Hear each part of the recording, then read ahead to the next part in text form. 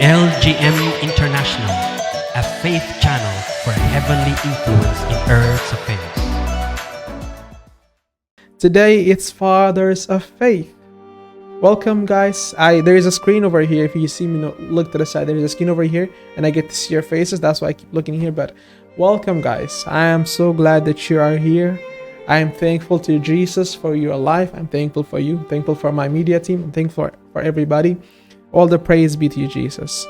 And today we're going to be learning about a father of faith. This guy, I would say pretty much everybody likes this man. He is a favorite from everyone. This is the story that is said a lot. It's very popular. If you had to take a guess, who do you think we're learning about today? Fathers of faith. Yeah, who though? Which father do you think? Can you guys write at the bottom who you guys think we're learning about today? I can give you a hint, but first try and then I'll give you a hint. Who do you guys think we're learning about today? Like who? Yeah. Can you give a hint? Based on who we learned so far, you just eliminate. He's one of the people that you love in the Bible. You love this guy so much. This is one of my favorite people in the Bible, and it's just his character is something else. I'm thinking of one. Who? He's also like my favorite, King David. Okay. What do you guys think? Abraham. We learned about Abraham already. Oh, Jesus. Okay. Who else do we have? Can you press the comments so I can read who they say? We have Job. We have Moses. We learned about Moses. Are you guys forgetting that we learned about these people already? Moses. We learned about Moses already. I hope you guys are not forgetting. Job. Okay. Job is also, Job is one of the people that his story is just something else. Moses. Again, we learned, oh, nice. King Solomon. Okay. So we're learning about David today. But nice guesses. A couple of people got it. I think Nahir heard her say David. That's why she said David.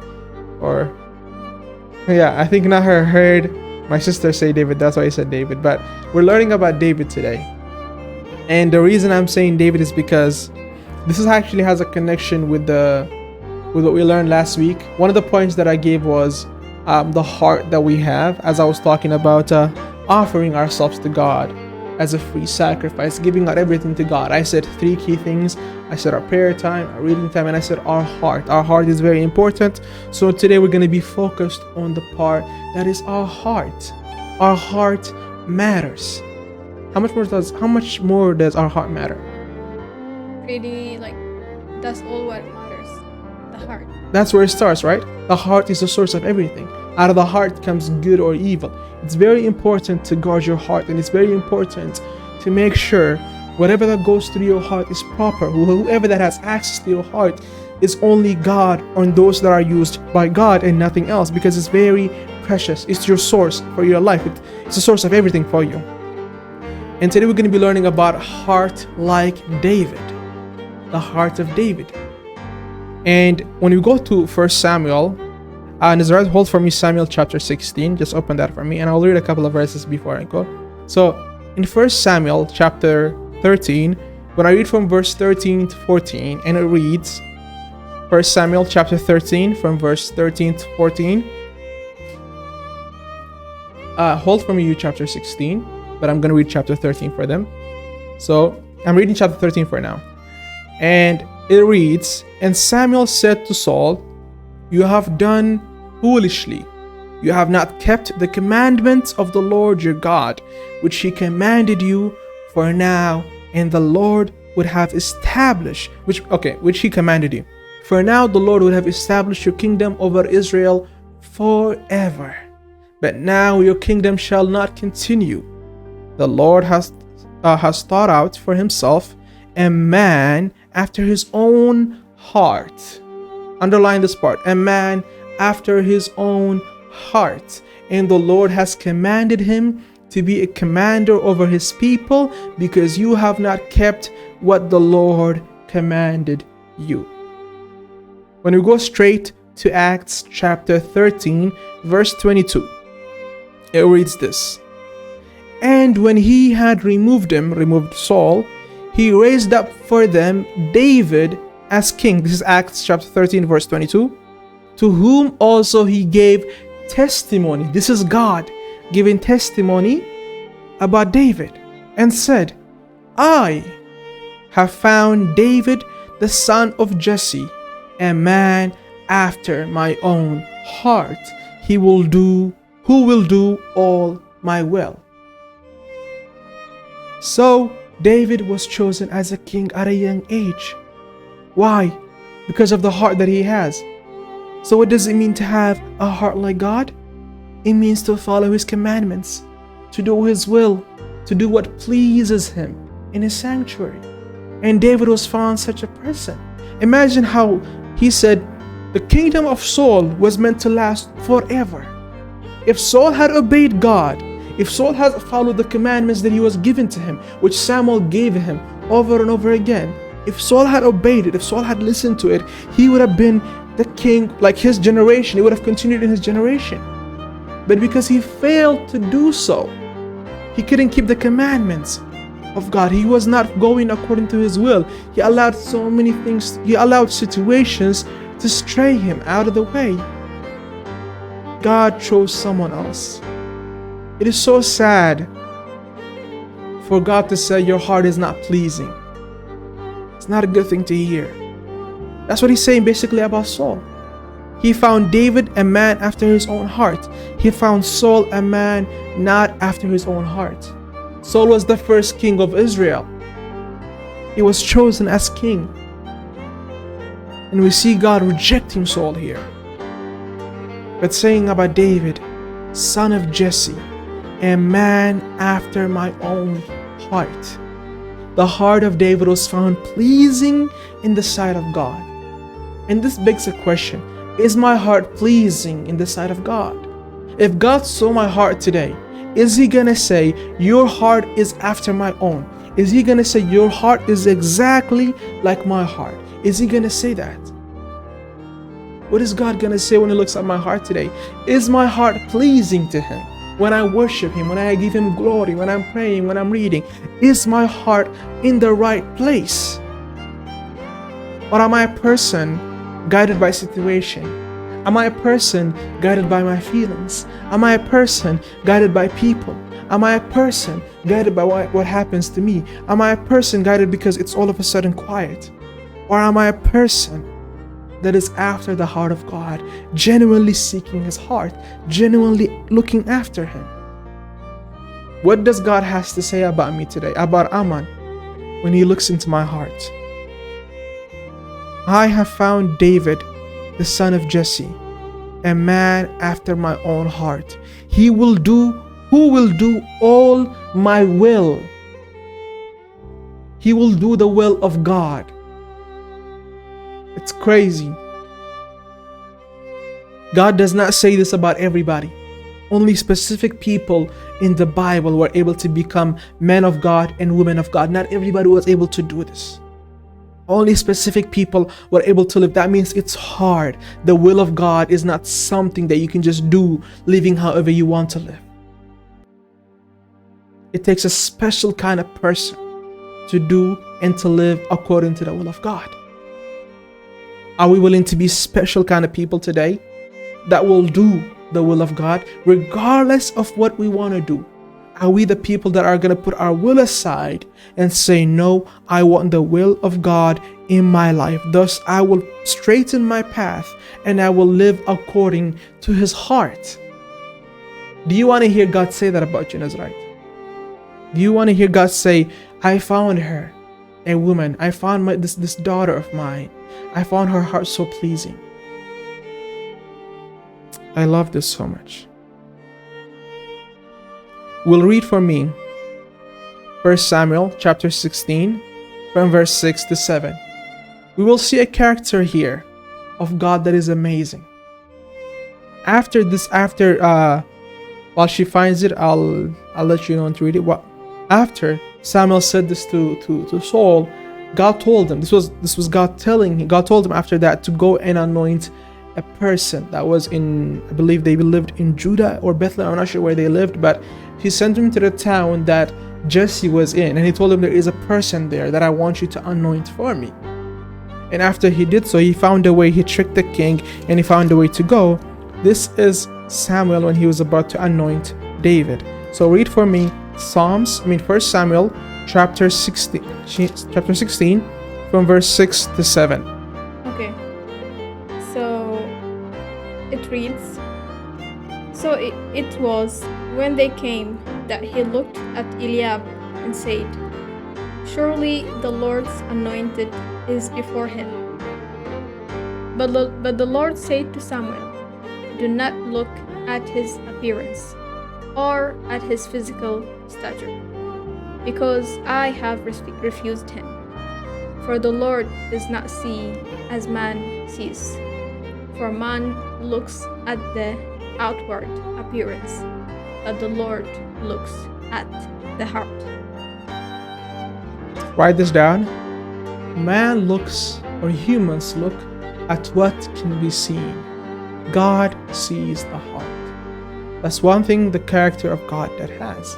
And that is so beautiful about God. Oftentimes when we look at people that are so charismatic, they're so well-talked, they have all, they're able to bring verses up that are so good. They're able to open the Bible and talk about it a lot. But then when we see, or when God shows you the heart of that person, it's not pleasing to him. And I'm saying this because here, according to Samuel, when Samuel looked at this person looked kingly. He saw, he was like, I get vibes that this person can be a king. He looked at Eliab and thought, surely this is the Lord's anointed. He saw him and he's like, oh, he's tall, he's big, he's this, his appearance and everything. Oh yeah, he looks like a king. He's the anointed one automatically. But God said, no, I don't look at what you do. I don't look at how you serve. I look at one thing, at your heart.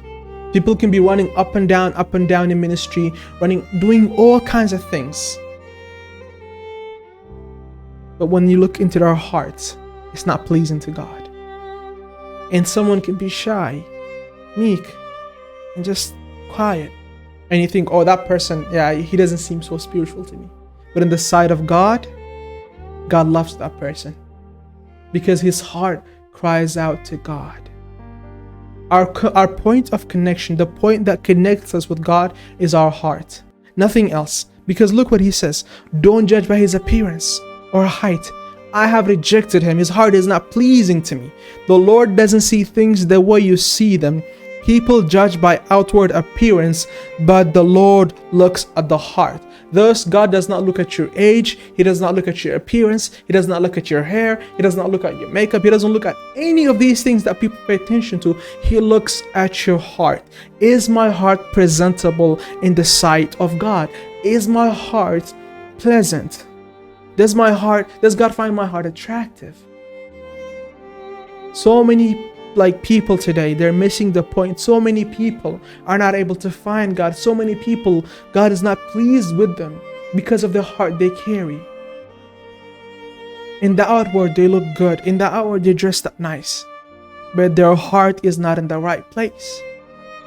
Therefore, I should be more concerned about my heart than my service. If my heart is in the right place, I can work on my service. I can work on my outward. But if my heart is in the wrong place, if my heart is not pleasing to God, no matter what I do, it's wasted effort. All my prayer, it's wasted effort. All my reading, it's wasted effort. Nothing really connects with me. Thus, daily my prayer should be, Lord, find my heart pleasing in your presence. Find my worship pleasing in your presence. I don't want God to reject my sacrifice. I don't want God to reject my service. I need to keep my heart. I need to protect my heart. And then when we see, as we continue reading, I'm going to jump to chapter 17. We see a certain instant with David. We see the Philistines. Go to chapter 17 and hold from verse 4. And I'll keep giving you verses what to read.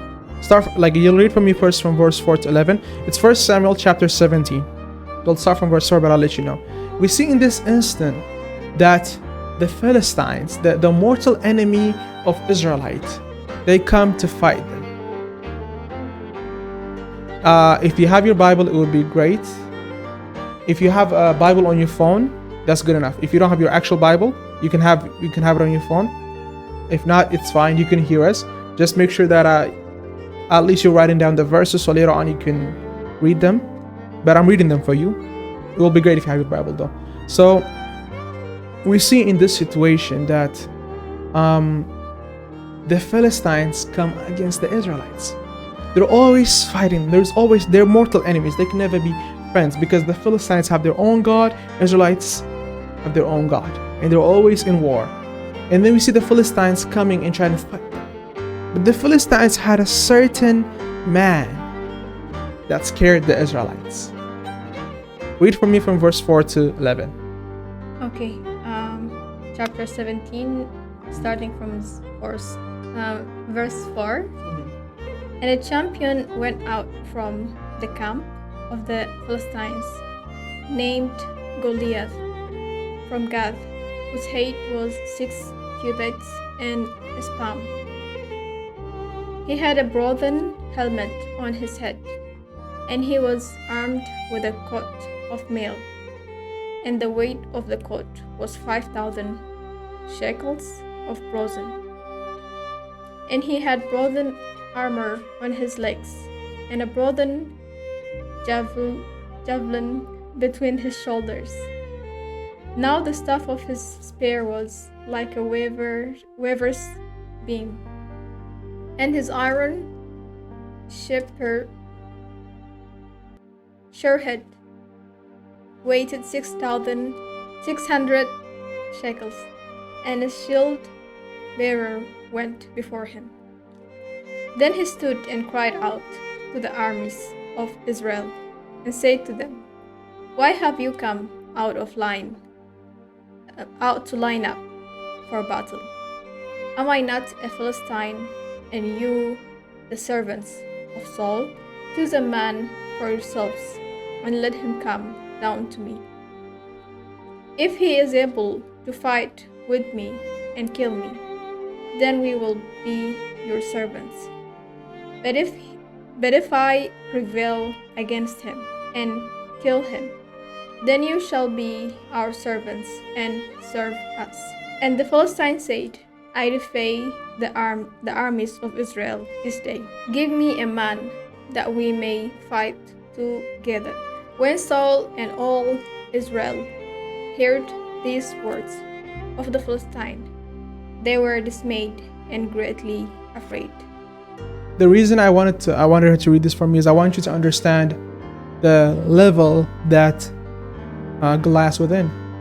This man, in her it says it gives you in cubits, but in my version it says he was above 9 feet tall. Have you seen a 9 feet tall person?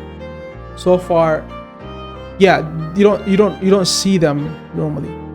He was above 9 feet tall. He was a giant. He was big. And he was dressed up in armor all over. This man is able to crush a person easily with their hands. Have you seen, do you guys know the player called Shaq? I don't know if you know him, but he's an NBA player. His name is Shaq. That man is large. He's tall, he's big, right? This man was bigger than him. He was taller than him by at least 2 or 3 feet. So I want to draw a picture for us how large this person was. 9 feet tall person standing there, taunting the Israelites every single day. These are the people of God. Israel is the chosen people of God. It's a chosen country. God chose them, right? There's a promise. God has a covenant with their father Abraham. So we see this. And he's taunting them every single day. His armor weighed 125 pounds. He was ready for battle, experienced. And they're all short little men. We'll say the average was 6 foot. Or we can say, 5 foot, 6 foot, regardless. But when they saw him, they were terrified. They were scared. He can crush them easily. And it says, when Saul and the Israelites heard this, they were terrified and deeply shaken. They forgot who they were.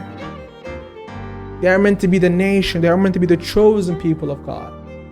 But they were not able to stand against him. But we see a certain person named David in verse 26, which I'll read it. And then I want you to hold verse 32 to 37 for me. And I'll ask you a question here. We see David asked this question. David asked, like he came because his father sent him, and he saw what was happening. He saw Goliath taunting them every single day. And he was not happy. And David is a little boy. He's a kid. He said, David asked the soldiers standing nearby, what will a man get for killing this Philistine and ending his defiance over Israel?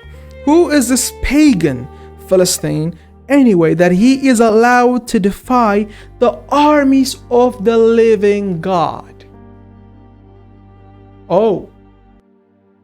So Goliath was not saying this to anybody. Goliath was not taunting just a regular nation. Goliath was taunting God. Because they represented God. The armies of the living God. I'm going to ask you a question here, Nazarite, and I want to know your opinion. How was David able to stand in front of Goliath? He knows who he is. Yeah. And it's the boldness from God. Because he's a little kid, even by physically, he's small. But we're talking about Goliath here. Yeah. Like you can see from what he said, the understanding he has about the nation of Israel. And the fact that he called Goliath a pagan. Like he doesn't have a living God, but we have a living God as Israel have a living God. So he knows the history, he knows the hand of the Lord upon his nation. So actually, hold for me verse 45 to 47. I will read verse 32 to 37. And you're right in what you said, and I'll challenge you more. His confidence in God. yes. But I'm gonna bring this to you guys, and then we'll see what you guys do. So in verse 32 to verse 37, same chapter, this is David speaking. He says, don't worry about this Philistine, David told Saul. I'll go and fight him.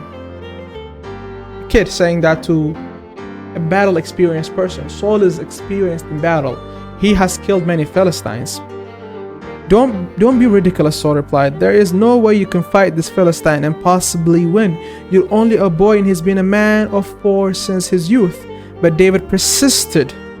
I have been taking care of my father's sheep and goats, he said. When a lion or a bear comes to steal a lamb from the flock, I go after it with a club and rescue the lamb from its mouth. If the animal turns on me, I catch it by the jaw and club it to death. I have done this to both lions and bears, and I'll do it to this pagan Philistine too, for he has defied the armies of the living God. The Lord, he rescued me from the claws of the lion and the bear, will rescue me from this Philistine. David was deeply offended. He was deeply offended. He is like, who is this person? How dare he speak to such a nation? How dare he speak to us? This is the army of the living God. And he remembered what God did for him. The reason David was able to stand is because he remembered God. He remembered what God did for him yesterday. He remembered when he was looking after the sheep, when lions and bears came to him. He was like, I would go and beat them. I would hold their jaw and beat them with, like he was beating bears and lions. Who among us can stand to a bear today? This person was saying, God did this for me yesterday. I was there by myself and God saved me. Today, I'm not defeating him because I think I'm defeating him because God is with me. When a Goliath comes in our life, who among us speaks to that Goliath this way? We'll see even more. Read for me verse 45 to 47. He's standing literally face to face with Goliath.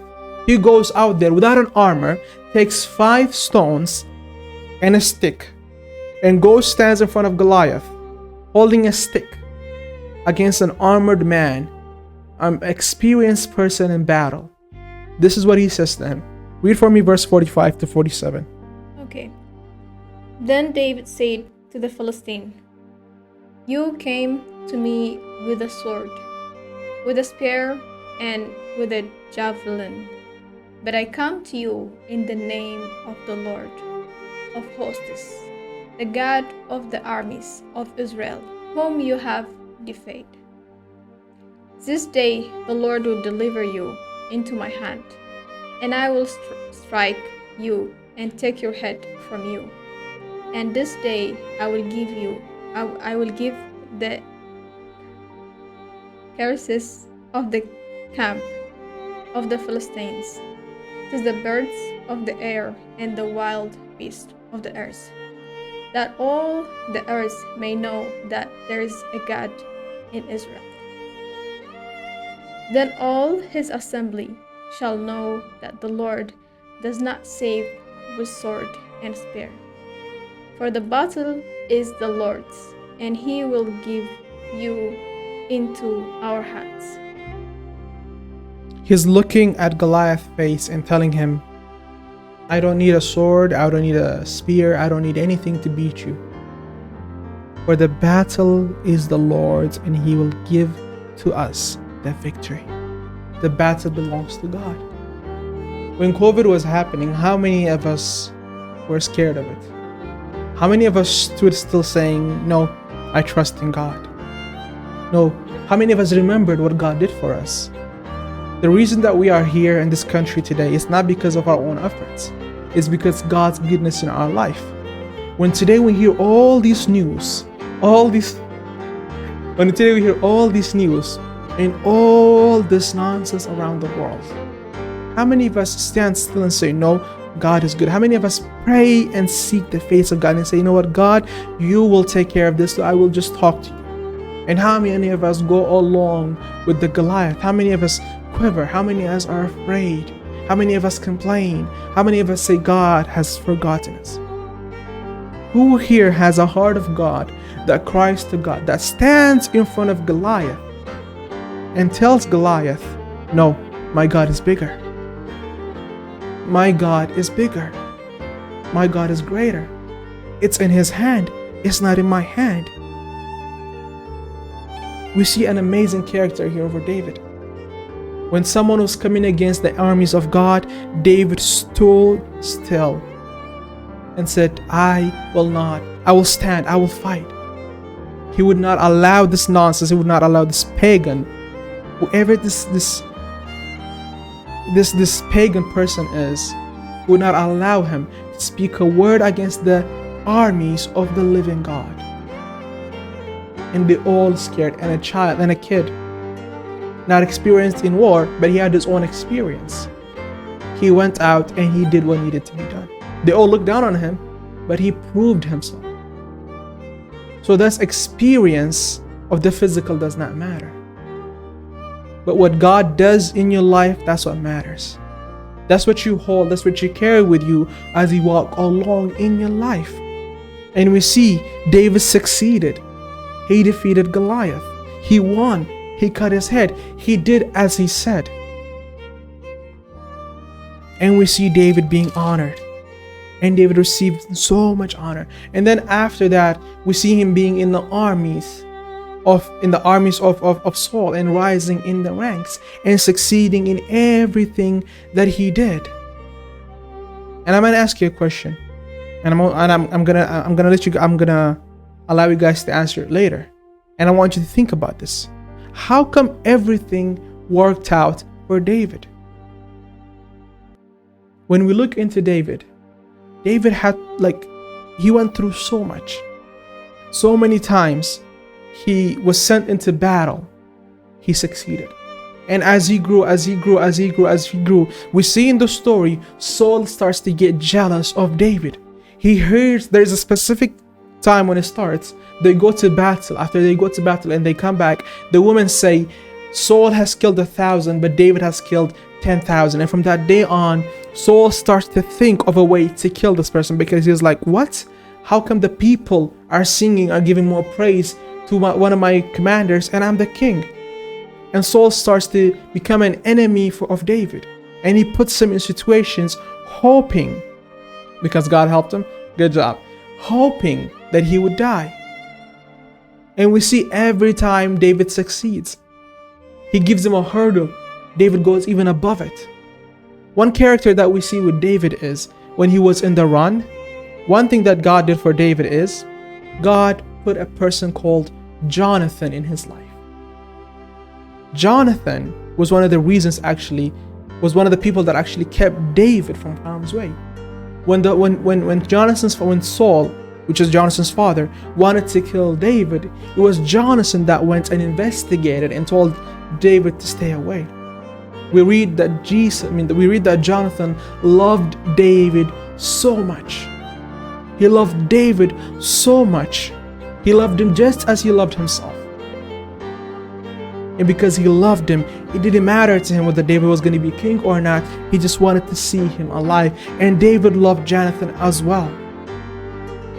He loved him so much as well.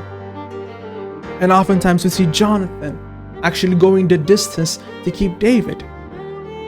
Therefore, an advice for you guys, the friends that are close to you, make sure, are they Jonathans or are they not? Are they people that you can actually trust with your life? Because there was a certain story that David tells Jonathan, your father wants to kill me. Your father wants me dead. And Jonathan tells him, I'm gonna go and investigate this, and I'm gonna go and find out. Jonathan could have easily given up David. His father kept warning him, he's going to be a king. And Jonathan is there. He sees how much David is succeeding, what the people are singing, what the people are saying about it, but that didn't matter to him. Jonathan loved David. When you have a heart for God, when you're seeking after God, God places right people in your vicinity. God places people in your vicinity. God brings people into your life that bring you closer, that help you, that benefit you. And he takes away the unnecessary people when you genuinely seek after God, because your path is different from the rest. We even see in a story once David, he went to a city, and then when Saul heard about it, he comes to attack him. When he comes to attack him, David, instead of running away, which normally he would do, is he prayed unto God. Saul is on the way, but David prayed unto God. He said, is Saul gonna come here? God told him, yes, he's going to come. He's like, are the people going to betray me? God told him, yes, they're going to betray me. And he ran away. Even in moments of danger, David always made sure to stay true to God. He made sure to seek after God. He made sure to cry out to God no matter what happens. Even when there was a moment that when they went to war, everything that they had left behind, it was stolen, it was taken from them. The Amalekites, they came and they took their wives, they took their properties, and it even reads there, the people, his men, were about to stone him because they were angry. In that moment, David went and prayed to the Lord. He said, God, I've been plundered. Everything that I have has been taken away from me. Should I go after them? And am I going to catch them? And God told him yes. Everything worked out to David because no matter what happened, David ran to God with a clear heart. He didn't run to God complaining. He didn't run to God saying, how could you allow this? He always ran to God and said, God, give me direction. And God saw his heart and answered. And another character that we see that I love about David is, no matter what happened, David honored David honored Saul. Even Saul was after his life. We're going to read these things, and then read for me Samuel chapter 24 from verse 1 to 12. And I'll read chapter 26. Samuel chapter 24, 1 Samuel chapter 24 from verse 1 to 12. Okay, so it reads, now it happened when Saul had returned from following the Philistines that it was told him, saying, take note, David is in the wilderness of Id. Yeah. Should I continue? Yeah, read up to 12. Okay. Then Saul took 3,000 chosen men from all Israel and went to seek David and his men on the rocks of the wild goats. So he came to the ship falls by the road, where there was a cave, and Saul went in to attend to his needs. David and his men were staying in the recesses of the cave. Then the men of David said to him, "This is the day of which the Lord said to you, Behold, I will deliver your enemy into your hand, that you may do to him as it seems good to you." And David arose and secretly cut off a corner of Saul's robe. Now it happened afterward that David's heart troubled him because he had cut Saul's robe. And he said to his men, "The Lord forbid that I should do this thing to my master. The Lord's anointed, to stretch out my hand against him, seeing he is the anointed of the Lord." So David restrained his servants with these words, and did not allow them to raise against Saul. And Saul got up from the cave and went on his way. David also rose afterward, went out of the cave, and called out to Saul, saying, "My lord the king."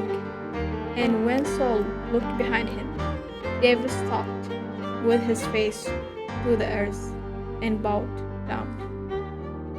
And David said to Saul, "Why do you listen to the words of men who say, Indeed, David seeks your harm?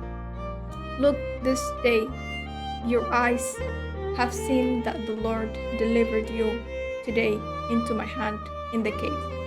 And some were urged me to kill you. But my eyes spared you, and I said, I will not stretch out my hand against my Lord, for he is the Lord's anointed. Moreover, my father, see,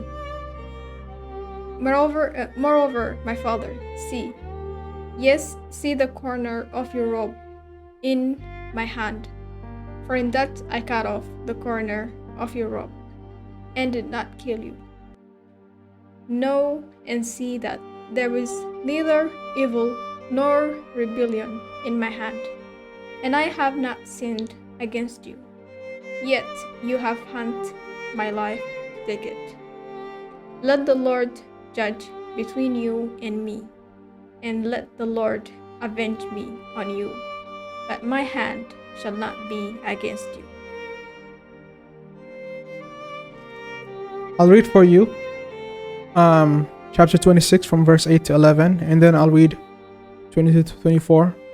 This shows us the character that David had against those that God anointed. We already know that God chose David. We already know that God chose David over Saul. But David chose to honor Saul. In front of David, Saul was still anointed. Because yes, Saul was chosen. God put him in that place. So David believed God put him in this place. It is not up to me. It is not my place to remove him. I'm not going to go and try to undo what God did. When we read in verse 2 in chapter 26 from verse 8 to 11, this is what it says. God has surely handed your enemy. This is again, we see this again happening. That is, Saul again goes to chase him.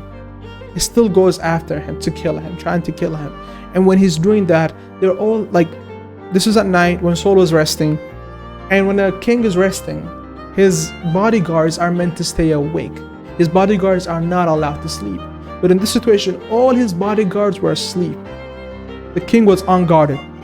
And this is David speaking. He said, God has surely handed your enemies over to you this time. Abishai whispered to David, let me pin him to the ground with one thrust of the spear. I won't need to strike twice.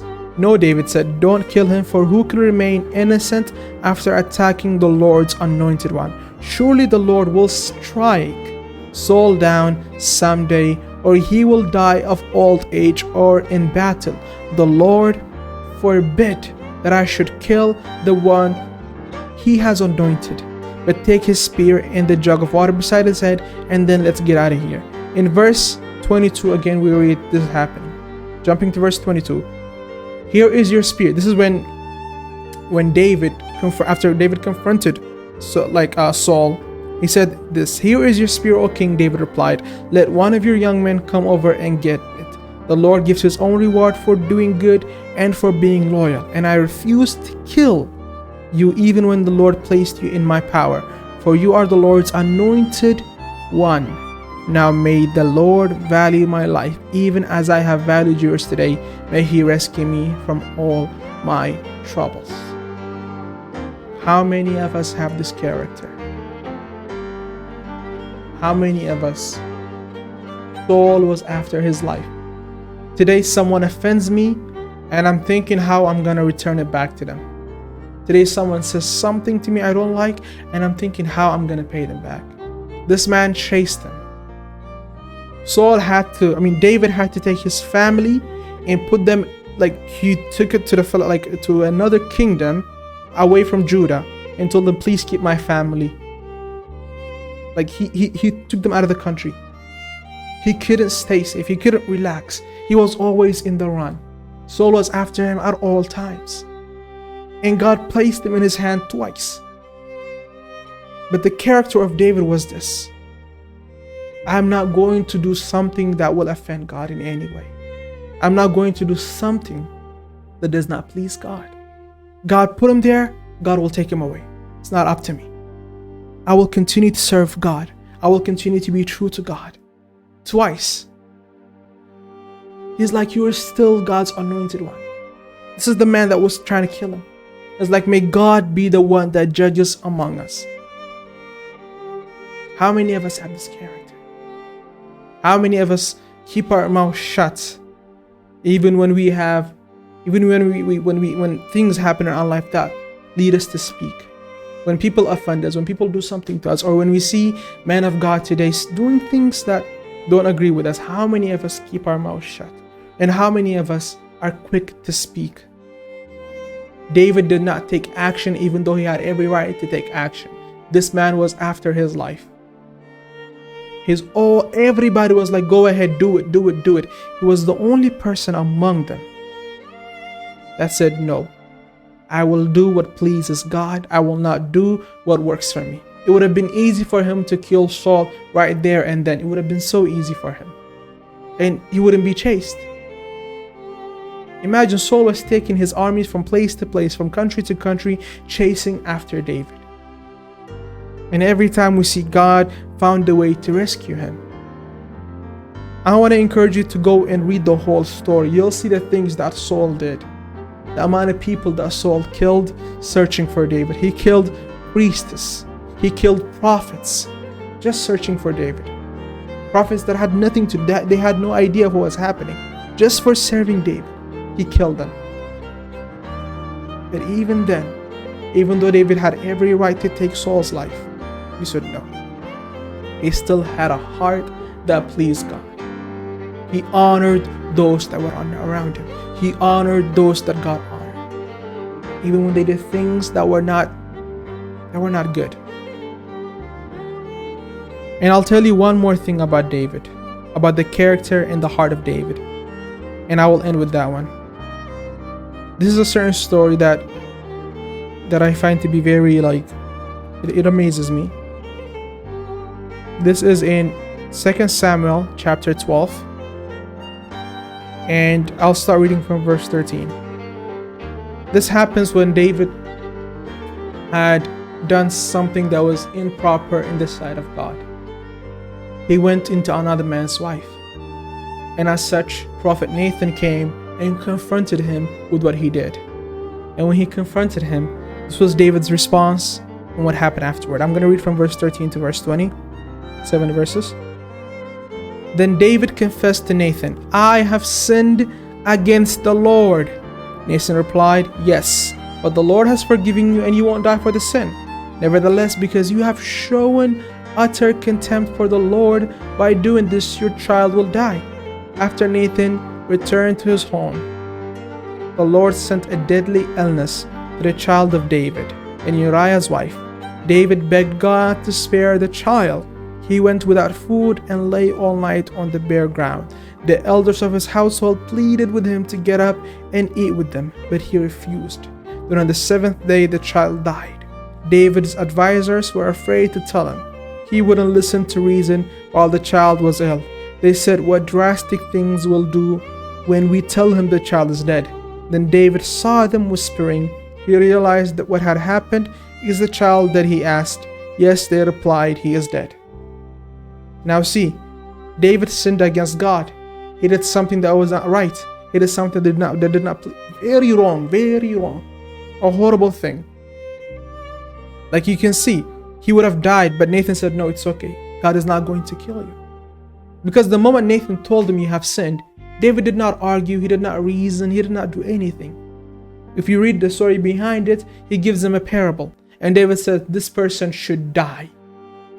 Whoever that did this should die." And then Nathan tells him, "You're the one that did this." And just in that moment, David his heart melted. He did not reason. He did not say it's because of this. He didn't say, I was tempted. It was temptation. He didn't give any reason. He said this simple statement, "I have sinned against the Lord." He understood the heart of God. He knew what pleased God. He knew what did not please God. And in that moment when he's confronted, we all fail, we all make mistakes, we all sin. But many of us make reasons for our mistakes. Many of us try to get out of them. We try to give excuses. This is why I did this. Instead of just saying, "Yes, I sinned. I surrender. I'm sorry. Forgive me." We always try to find a way out. We always try to find excuses. For some reason, the word "I'm sorry," it's so easy to say, but people don't say it. People choose to argue. Christians choose to argue instead of just come to God and say, "Forgive me." And in that moment, he told him, "Your son will die." And David fasted that, hoping that maybe God will change his heart. Maybe God will change his mind. And true, God might change his mind because of your cries, because of your supplication. He might see your heart and change it. And he might not change it too. As we see in the story, God did not change his mind. He was like, "No, the child died." But look what David does afterward. In verse 20. Then David got up from the ground, washed himself, put on lotion, and changed his clothes. He went to the tabernacle and worshipped the Lord. After that, he returned to the palace and was served food and ate. He worshipped the Lord. A total shift. In his heart, he never once blamed God. In his heart, from his actions, in his heart, he always went after God. David's words or David's actions followed his words. He cried out to God. This one verse sums up who David is. This one verse I spoke about you. I wanted to give you so many different examples, but this one part sums up the character of David. A man after my heart. I have found a man. I have found David, the son of Jesse, a man after my own heart, who will do all my will. A man that cries after my heart. What kind of character do we have today? God does not choose, God does not anoint, God does not use just anybody. He can, but he doesn't do that. In this day and age, who between us is a person after the heart of God? Who among us values each other? Who among us genuinely seeks Him? Who among us worships God regardless of the situation, regardless of what's happening in our life? Who among us really day and night we seek Him? Who among us pray for each other? Who among us care for each other? Who among us honor each other? Who among us is quick to submit? Let's pray.